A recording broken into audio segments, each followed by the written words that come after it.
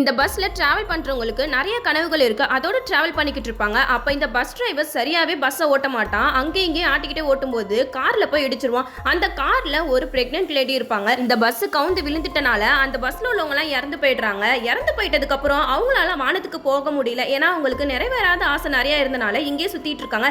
அப்ப அந்த கார்ல உள்ள பிரெக்னென்ட் லேடிக்கு அழகான குழந்தை பிறக்குது. இவங்க இறந்த இடத்துல இந்த குழந்தை பிறந்தனால மேக்னெட்டிக் ஃபோர்ஸ்னால இந்த குழந்தை பின்னாடியே இவங்க சுத்திக்கிட்டு இருக்காங்க. அதனால இந்த குழந்தை கண்ணுக்கு மட்டும் தான் இவங்க 4 பேரும் தெரிவாங்க. ஸ்கூல்ல கூட பாத்ரூம்ல இந்த பையன் அவங்க கூட டான்ஸ் ஆடும்போது பிரின்சிபல் எட்டி பார்ப்பாங்க. என்னடா இவன் தனியா ஆடுறான்னு சொல்லிட்டு போயிடுவாங்க. இவனோட நடவடிக்கை எல்லாம் பார்த்துட்டு அவங்க அப்பா அவனை மென்டல் ஹாஸ்பிட்டல்ல சேர்க்கிறதா பேசுவாங்க. அதை கேட்டு இந்த பையன் அழுவான். அதனால அந்த ஆவிங்க எல்லாம் அவனை விட்டு மறைஞ்சு போயிடுவாங்க. ஆனா இவன் கண்ணுக்கு தெரியாம இவன் கூடயே தான் இருப்பாங்க. இவனுக்கு 20 வயசு ஆனதுக்கு அப்புறம் திடீர்னு அவன் கண்ணுக்கு தெரிய ஆரம்பிச்சிருவாங்க. இவங்க 4 பேருக்குமே நிறைவேறாத ஆசைகள் நிறைய இருக்கு. அதனால இந்த பையனை வச்சு அவங்களோட ஆசையெல்லாம் நிறைவேற்றிக்கணும்னு சொல்லிட்டு இவன் பின்னாடியே சுத்திட்டு இருப்பாங்க. கடைசியில அதையும் அந்த பையன் புரிஞ்சுக்கிட்டு அவங்களோட ஆசையெல்லாம் நிறைவேற்றி வச்சுட்டு வழி அனுப்பிச்சு விட்டுருவான்.